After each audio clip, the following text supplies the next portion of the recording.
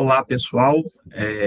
Meu nome é Juliano, eu sou aluno da UVV, do curso de Gestão Portuária.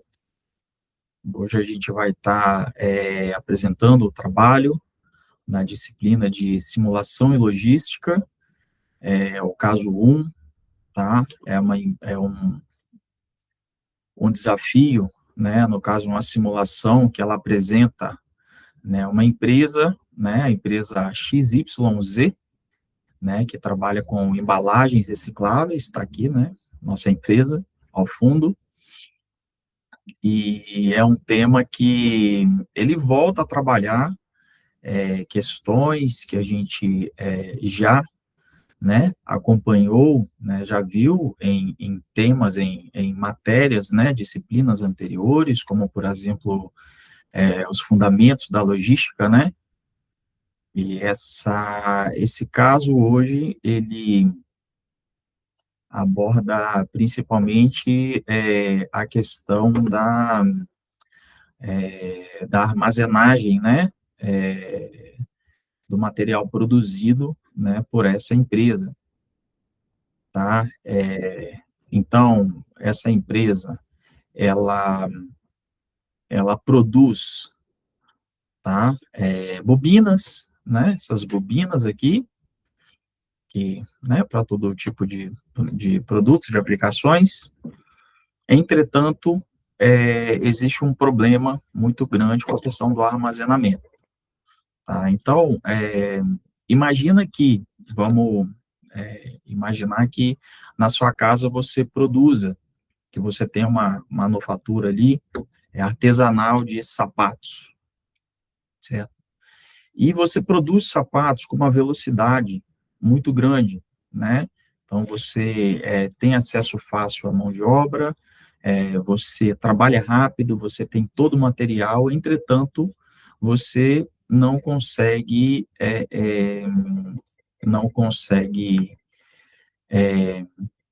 vender esse material, tá? Com a mesma agilidade, tá? Esses sapatos que você produz, com a mesma agilidade que você os fabrica, certo? Que esse é basicamente o problema principal aqui. E você tem que armazenar. A grande pergunta aqui é: aonde você vai armazenar? Certo? Então você vai construir, tá, no seu quintal, né? Porque você não pode armazenar na cozinha, no quarto. Então você vai investir e construir, tá, em algum local próximo, no seu quintal, um grande armazém, né? Então já aí a gente tem um custo, tá? Um custo de você, né, construir um armazém e manter esse armazém, manutenção, né, luz, energia, tudo, sendo que talvez você não utilize esse armazém por completo, né? Então não justificaria esse investimento alto em um armazém, vamos colocar privado, né, particular, se você não vai utilizar o espaço por completo. Certo? Uma alternativa seria você contratar, tá? Terceirizar, tá? Isso não armazém, tá? E aí, claro, você possivelmente só utilizaria o espaço do armazém que você necessitasse, tá? Um armazém público, já no caso aí, ele pode comportar né, itens não só seus, mas de outras empresas, outras pessoas. Então, a vantagem seria já você não ter que arcar com os custos de um armazém completo, certo? Você poderia pagar pela área ou pelo espaço ali que você viesse a utilizar, certo? Então, só que, qual é a desvantagem? A desvantagem é que, né, se você vai utilizar um armazém terceirizado, você acaba tendo um custo com transporte, né? Porque se o armazém não é seu, se o armazém não está próximo da sua logística, da sua fábrica onde se produz, você acaba tendo que toda vez que você tem um excedente de produtos, você tem que deslocar, então tem um custo do transporte para envio, né? A burocracia para poder, né? Um custo de tempo com burocracia, porque você tem que fazer todo o trâmite, né? E aí, quando você precisa, novamente, o material não está ali de fácil acesso, você tem que avisar para poder ser feita a burocracia, para, né? Que o controle, para que, né, as bobinas que você produziu, elas, o armazém, ou você possa providenciar o transporte, que vai lá buscar, e aí tem o tempo e o custo do deslocamento até isso retornar à sua fábrica e você conseguir produzir, certo? Então, o grande desafio, certo, seria estocar o que sobra, a gente pode dizer, estocar o que sobra, né, gerando, assim, o mínimo possível, tá certo, de custo, e também sem interromper o fluxo das prensas, né? Porque as prensas não podem parar, mas eliminando esse custo invisível, né? Que é duplicado, né? Nesse vai e vem, né? Do frete, manda para lá, manda para cá. Então, a gente pode dizer que o material, o caso, ele o gargalo, tá? O grande desafio, né? A ser solucionado é esse vai e vem do excedente, certo? Então, bom, dando sequência, existem alguns pontos a serem, tá, observados, tá? O primeiro ponto que a gente pode analisar aí seria quanto à natureza do produto. Então, para você escolher um armazém, certo? Independente de ser privado ou próprio, né, a gente tem que analisar. Por exemplo, produtos alimentícios, eles requerem cuidados maiores, né, o armazém ele tem que ser refrigerado, né, armazém frigorífico, muitas vezes câmara frigorífica, se for carne, né, que não pode ficar sem. Se fossem produtos de cerâmica, né, tem a questão com o manuseio. Mas o produto que a nossa empresa, certo, a XYZ trabalha são bobinas, então bobinas não requerem muitos cuidados, tá? Porque é uma coisa que ela tem tamanho padronizado, certo? Ela é robusta, ela não quebra fácil, ela não exige cuidados extremos, não exige refrigeração, né? Então, dá uma liberdade, facilita já a questão da escolha em que armazém utilizar, né? Qual tipo de armazém? Isso já amplia bastante, certo? É, é, a gente pode dizer que não tem um problema quanto à questão da mão de obra, porque a mão de obra para fabricar as bobinas ela é de fácil acesso, ela pode ser adquirida facilmente, e a gente tem uma previsão, conforme o caso, nos coloca uma previsão para 3 anos aí, então é um material que a gente pode produzir. A questão toda é que essa demanda ela varia. Então, tem épocas do ano sazonais onde o produto ele sai com maior frequência. E é justamente esse o ponto onde a gente deve tentar solucionar aqui, certo? Essa questão. Então, qual seria o mais interessante a ser utilizado? Certo?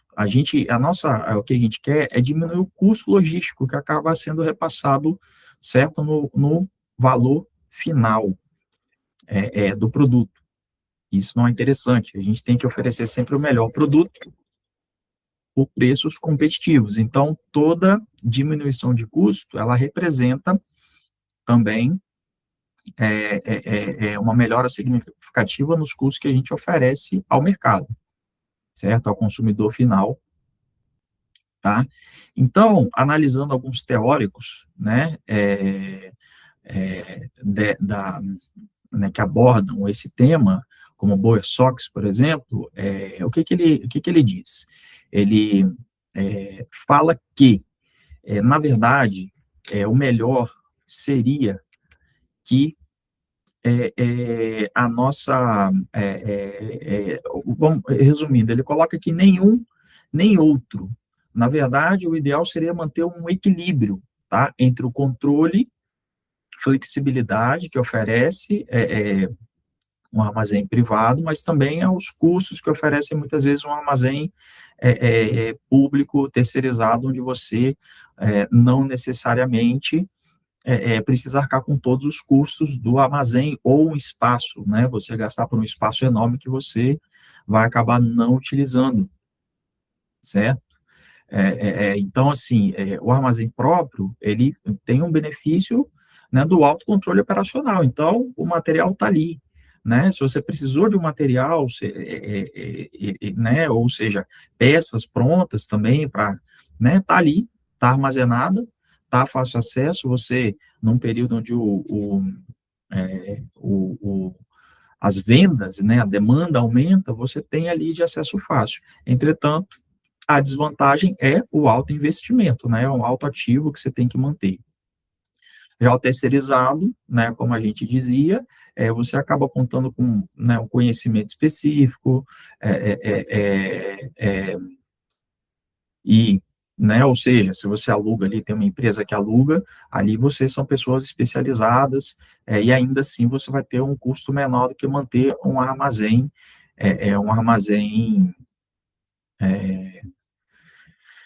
totalmente próprio, totalmente seu, ou seja, toda a construção, manutenção, etc.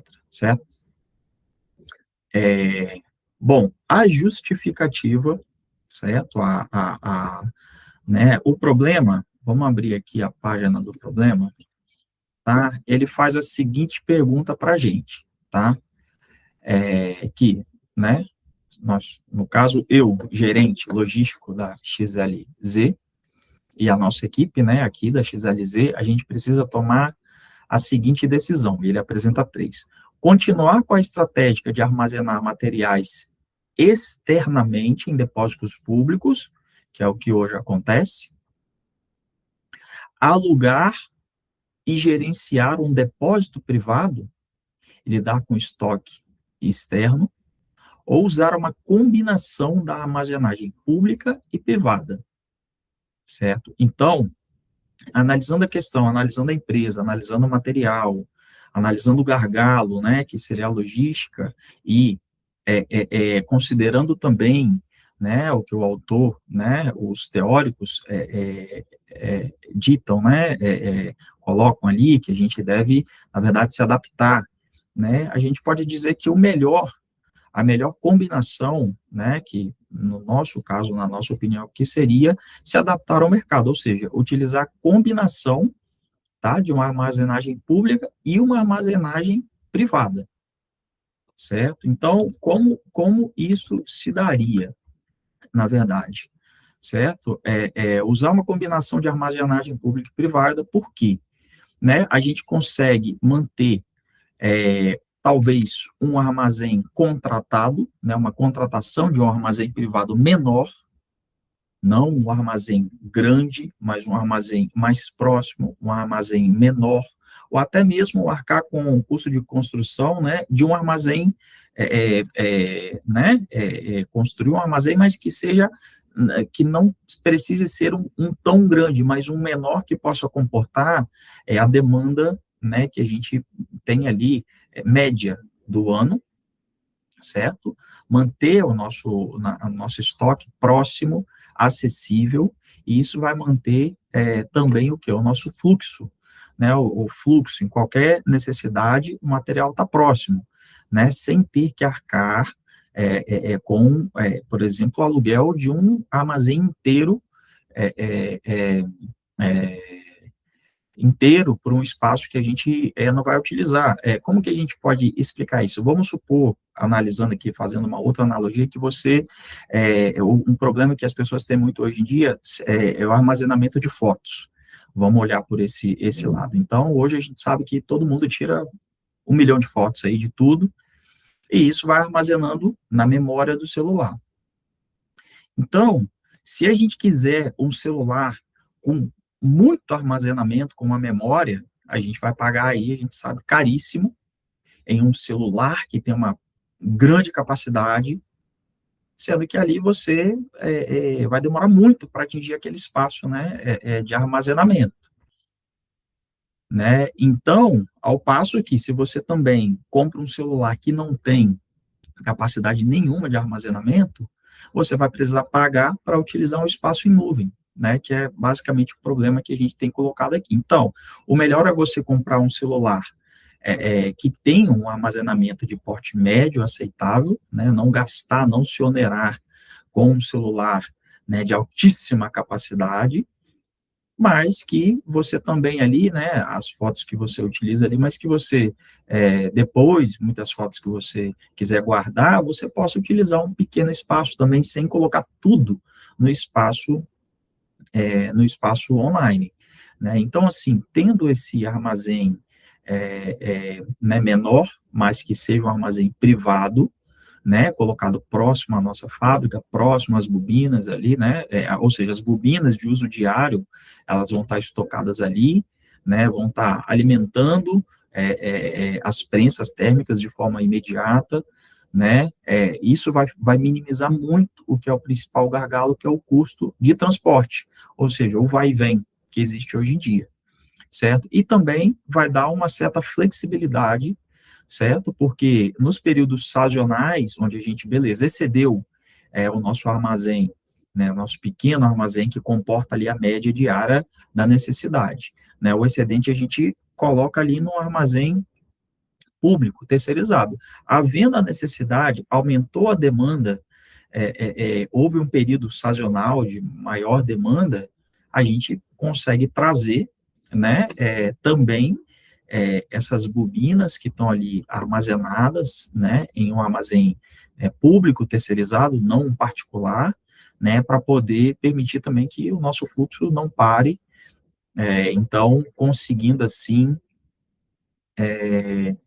né, manter a nossa operação de uma forma menos custosa, né, se adaptando às necessidades do mercado e, né, não onerando, não trazendo minimizando, claro, que ainda haverá um custo, né, mas muito menor do que se você tivesse 100%, utilizando 100% do armazenamento público, e com certeza isso diminuiria, minimizaria os custos, fazendo com que a gente consiga manter nossa operação competitiva, diminuindo gargalos burocráticos também.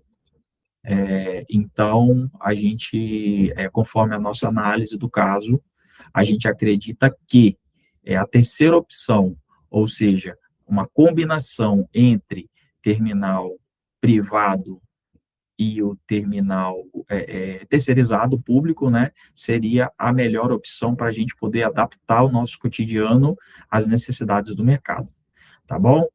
Espero que tenham gostado do vídeo, um abraço e a gente fica por aqui.